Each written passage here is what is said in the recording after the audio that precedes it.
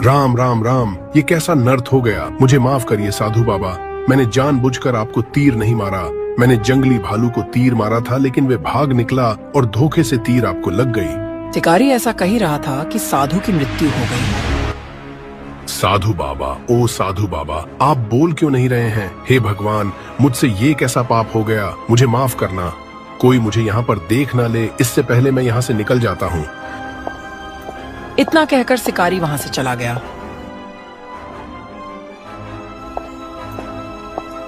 क्यों जी, आज कोई शिकार नहीं मिला क्या? आज आप जल्दी चले आएं और मुंह लटकाए हुए क्यों बैठे हैं? पत्नी के बार बार पूछने पर शिकारी ने कहा, अरे भाग्यवान, कुछ मत पूछो, आज का तो दिन ही खराब है। आखिर बात क्या है, बताइए तो सही। अरे भाग्यवान, एक जंगली भालू का शिकार करने के लिए मैंने उसका पीछा किया और उस पर तीर चला दिया, लेकिन बदकिस्मत से वह तीर भालू को न लग के तपस्या कर रहे एक साधु को जा लगा और वो मर गया। हे भगवान, ये तो अनर्थ हो गया।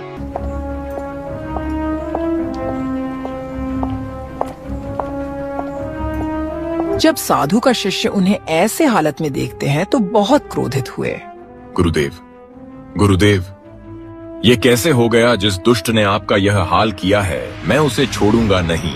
शिष्य ने अपने गुरु की मौत को देखकर बहुत दुखी हुआ, फिर गुस्से से बोला, हे गुरुदेव, जिस दुष्ट ने आपको मारा है, मैं उसे निश्चित ही दंड दूंगा। इतना कहकर शिष्य ने आंख बंद करता है और वह देखता है।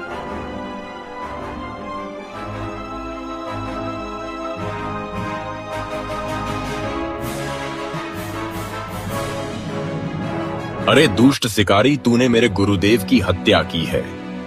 जा, मैं तुम्हें श्राप देता हूँ, तू चाहे जहां भी हो, तुम तुरंत ही भालू बन जाएगा। शिष्य के श्राप के कारण शिकारी भालू बन जाता है। अरे यह क्या हुआ? मेरा शरीर तो भालू का हो गया मेरे साथ। आखिर ये सब कुछ हो क्या रहा है? अरे सुनिए जी, कहाँ चले गए हैं? घर के अंदर जंगली भालू घुस आया है, पता नहीं दरवाजा खोलकर कहाँ चले जाते हैं। हट हट, भाग यहाँ से। अरे भाग्यवान, मैं हूँ तुम्हारा पति, मुझे मत मारो। बड़ा निडर भालू है, रुक जा, डंडा लेकर आती हूँ। अरे भाग्यवान, कैसे मैं तुम्हें बताऊं कि मैं कोई भालू नहीं, तुम्हारा पति हूँ। पता नहीं कैसे भालू बन गया। शिकारी की पत्नी जैसे ही डंडा लेकर आती है वैसे ही। अरे भाग्यवान, अब मार ही डालोगी क्या? तुम मेरी बात क्यों नहीं सुन रही हो? अब तो यहाँ से भागने में ही भलाई है।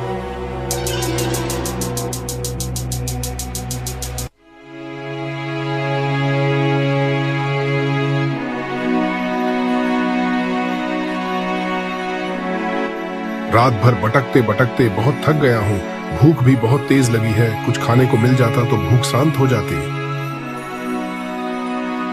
रात भर भटकते भटकते सुबह हो जाती है। सुबह होते ही वह एक आदमी के पास जाता। भैया कुछ खाने को दे दो, बहुत जोर से भूख लगी है। भैया थोड़ा मदद कर दो, कुछ खाने को दे दो भैया।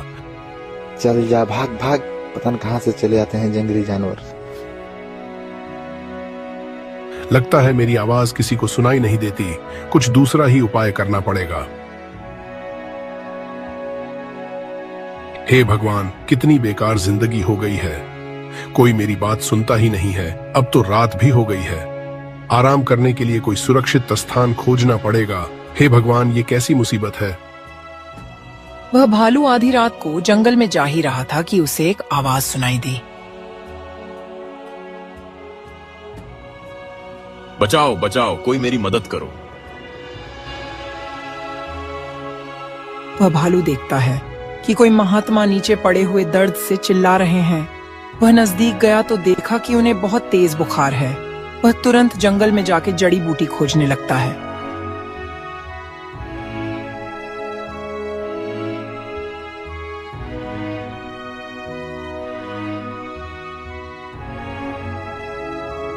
वह जड़ी बूटी लाकर महात्मा को खिलाई।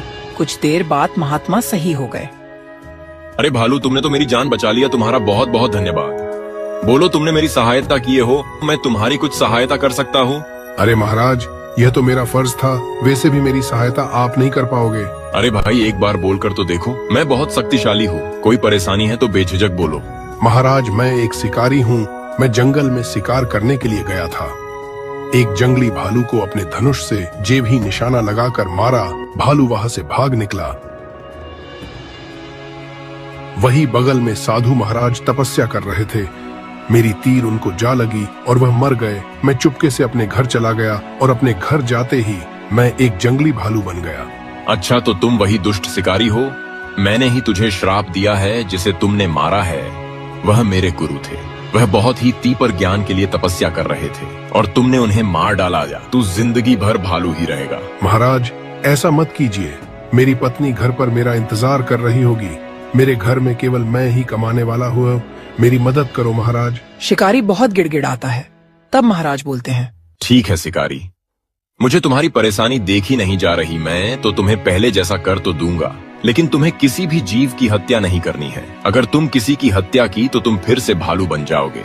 महाराज जी उसे पहले की तरह इंसान बना देते हैं और वह महाराज का शुक्रिया करके अपने घर चला जाता है और अपने परिवार के साथ खुशी खुशी रहता है।